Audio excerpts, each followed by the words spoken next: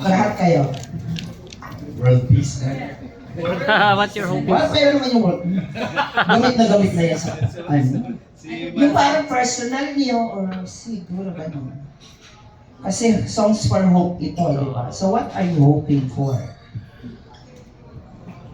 Siguro because music is always has always been a medium to convey message. No? So we wanted to use our talent, and we wanted to be more relevant kahit sa panahon ngayon. At lalong-lalo na pala sa panahon ngayon, which is we are facing a lot of challenges, and music is one way to really bring hope to the people, and music is a very powerful medium. Bilang isang manunulat din ng mga awitin, nagpapatuloy ako na somehow yung mga awitin na sinusulat ko ay makaka-enlighten pa rin ng mga tao sa mga, hindi lang sa ating mga nararamdaman sa puso, kundi mas importante yung maging aware tayo sa ating kapaligiran at sa ating mundo.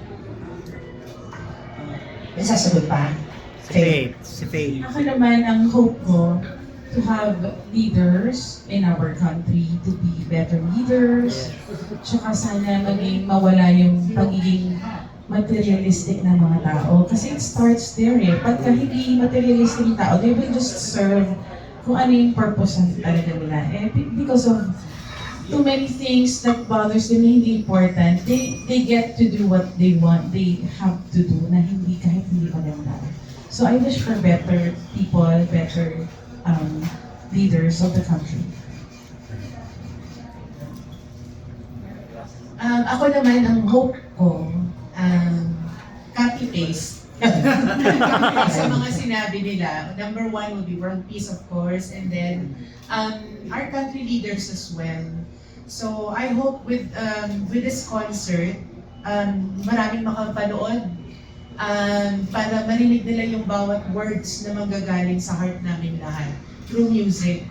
And lastly, ang isa pang hope ko is ma-sold out yung show. Of course.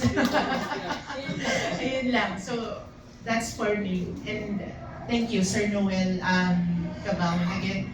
Because hindi ko pala nasabi kanina bakit siya, no? Kasi